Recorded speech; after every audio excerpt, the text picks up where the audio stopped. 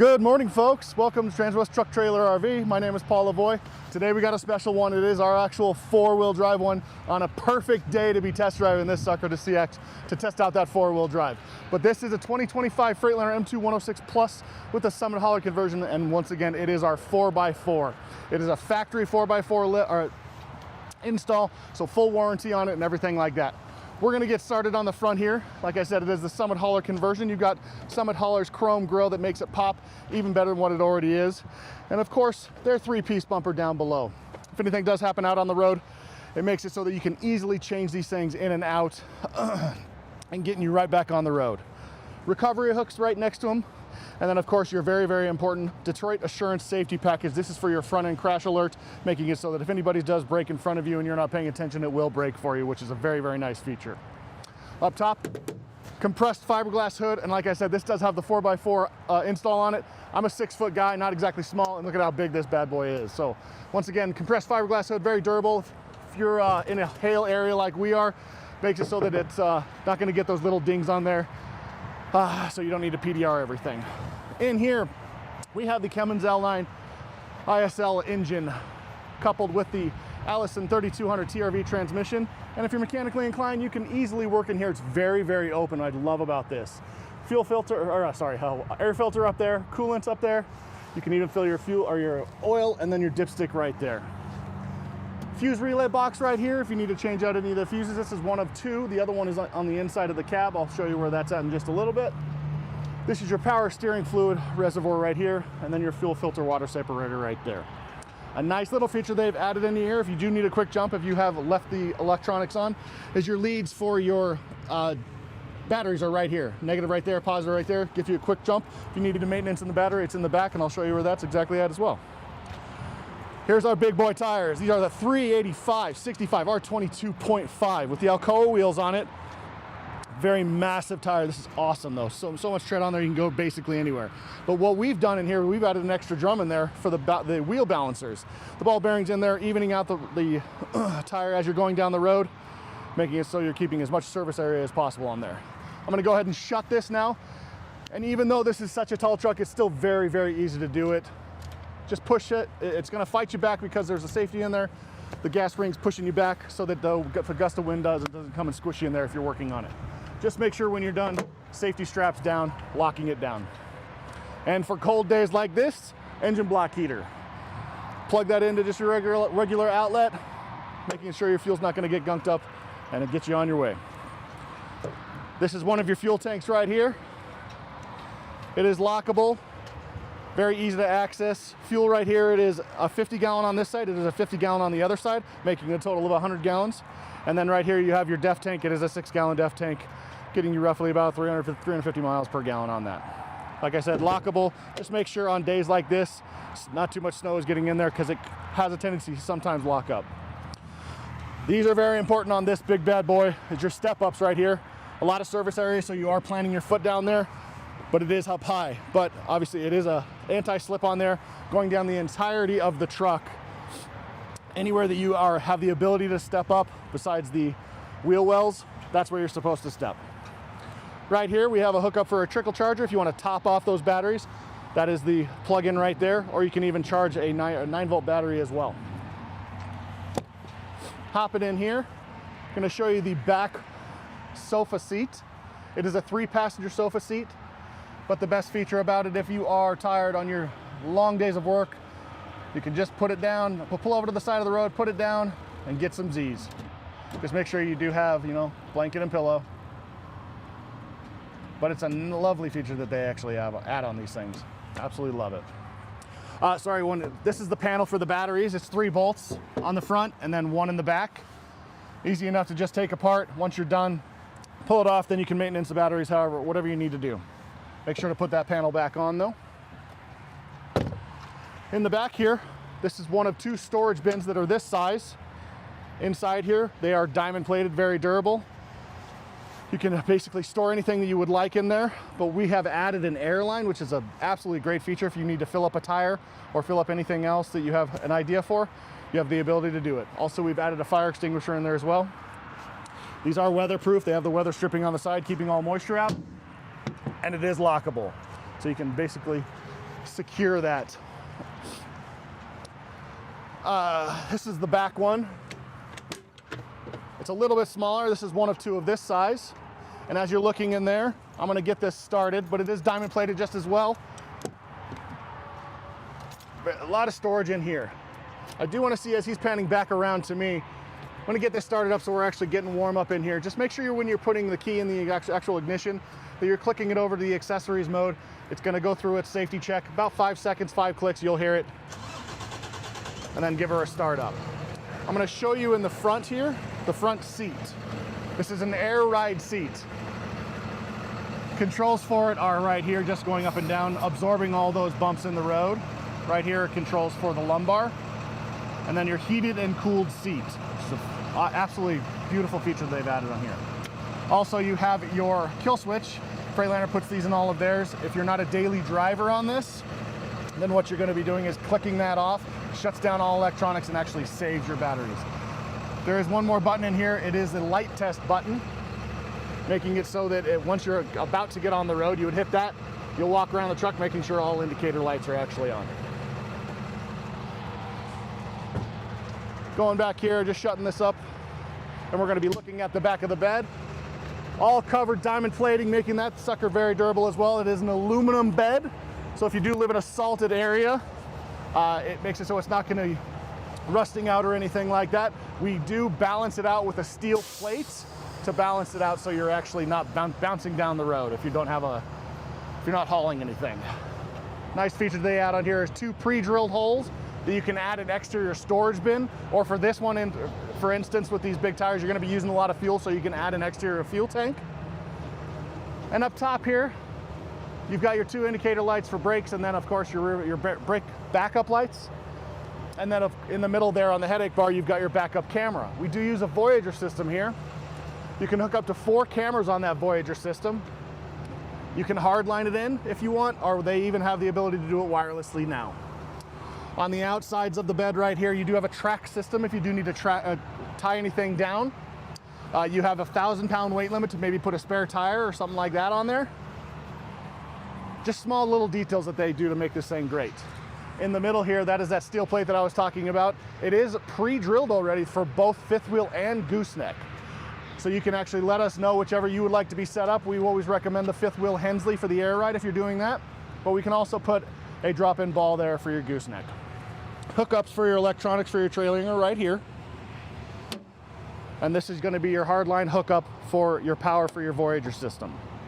Right in the middle here for a bumper pull, we have our Gen Y 32,000-pound weight limit hitch that is very customizable. Height, you're going to need it for this one because this is a much higher vehicle, but if you need to lower it, you have the 4 different settings you can actually do it at. Right now we've got the 2 5/16 ball in there, and then below you can actually just pull this out, change it out for a 2-inch that's down below. If you need to change it to anything else, you have the ability to do it to customize it. Coming down the other side right here, you do see the other 2 storage units. They're the exact same, except this one does not have the airline in it. Otherwise, they're diamond plated and both weatherproof and lockable. Right here is the different setup. Right here, you're on the other side is where your fuel tank is. On this side, it is right here. Same thing, except for it doesn't have the def tank. But like I said, a 50-gallon on that side, 50-gallon on this side, making it a total of 100 gallons. When we're looking up here, we're gonna hop in the passenger side just to see how much room you got in there. It is the same setup as the driver. It is an air ride. Cushion just like here, adjusting it accordingly, however you would like. But I was talking about when we were looking in the engine compartment, your secondary fuse panel is right in there. All you need to do is just pull from the bottom right here, pull it out, maintenance, whatever you need to do, and then close it right back up. Very, very easy to do. And in the back here, this is the other side of the back. But when he's hopping up in there, he's gonna show you the back console, where you've got a couple more power options. A couple of 110s, so the 3-prong 110, and then a couple of USBs. Powering any type of tablet you have, laptop, or anything like that, just to keep you in tune with what's going on in the actual world. Sitting right here, you're gonna see this very large windshield. It's 2,500 square inches of windshield, making it so that you can absolutely see where you're driving, what everybody's doing, and of course, being safe as possible. In the middle, that is our Detroit Assurance Safety Package. Again, it is coupled with the one up front, the radar, but this one's more for the lane keep assist. If you're going outside the lane without signaling, it's gonna give you an audible on either side of whichever lane you are, and it's a really annoying sound. But if you actually don't like that sound, you can turn the button off. I'll show you where that's at in just a second. But obviously we want to be as safe as possible. Hopefully everybody's paying attention on the road. We're gonna stay up here. You got a couple of storage bins right here. You can use this middle one as storage, but we've already pre-cut it out for a CB radio, and it's already pre-wired for it as well. So you have the ability to do that. Right here, we have our backup camera. This is the Voyager system we were talking about, and you can kind of customize it however you want. This will stay on while you're driving if you want. Power button's right here to turn it off, but you can also cycle through cameras while you're driving as well. Right now we're on camera 1. This is camera 2, camera 3, camera 4.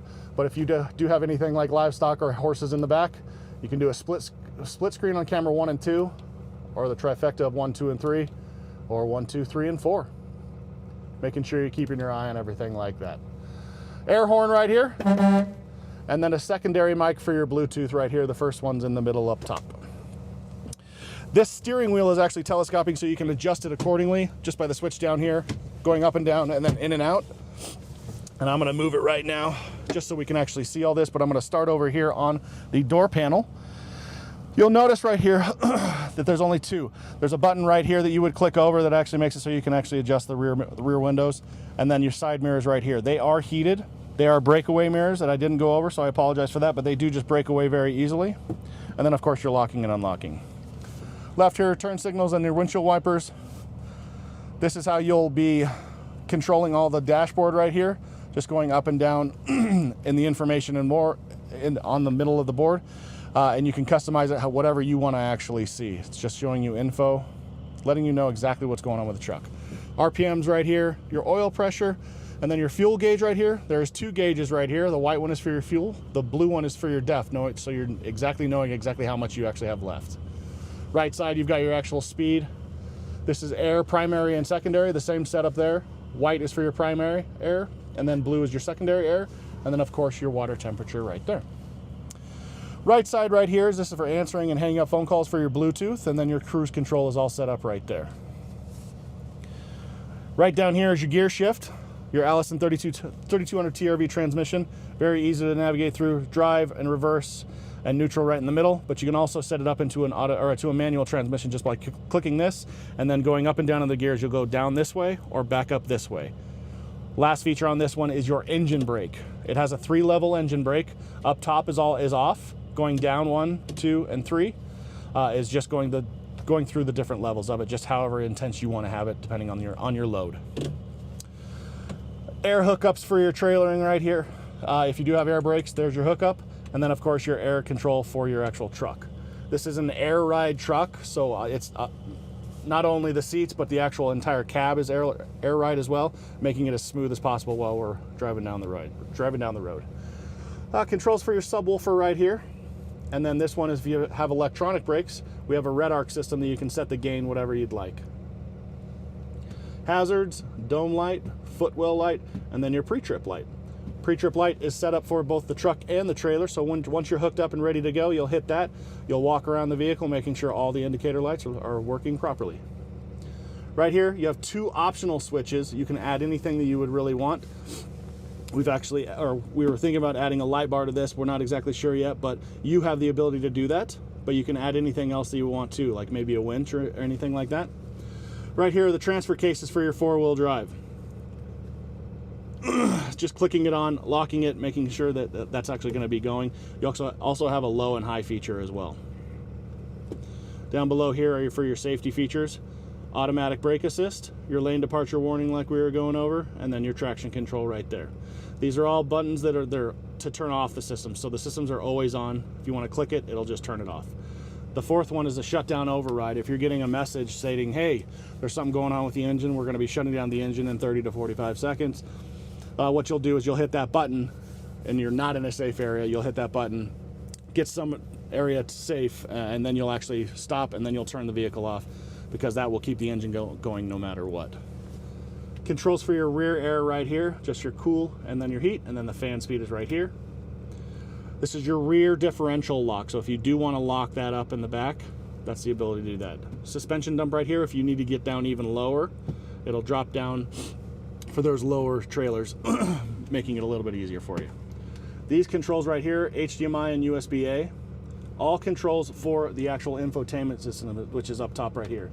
Very easy to navigate through. Radio, it's just self-explanatory, but the great feature on these ones is the Apple and Android Auto. You would have to be plugged in for your phone to come up on the screen, though. That's the only drawback to it. But your navigation come up here if you don't want to hook up to your phone.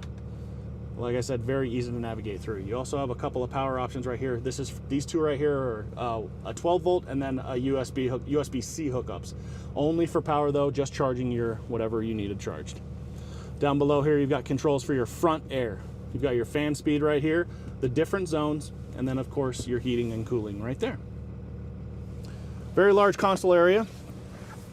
4 very large cup holders, easy enough to clean. If you do spill something, you just pull them right out, clean it up, and then of course your middle storage box right there. Last feature I'm going to go over is this. They are massaging seats as well. I love this. So once you're going down the road, you just hook it up, get kneading or massaging anything that you would like to help you comfort your. Just don't get too comfortable though, because we don't want you to fall asleep. But other than that, if you are interested in this 4-wheel drive hauler, please feel free to reach out to me. My information is down below. My name again is Paul Lavoie. My email is paul.lavoie@transwest.com, or my number is 303-503-3305. You folks have a great day.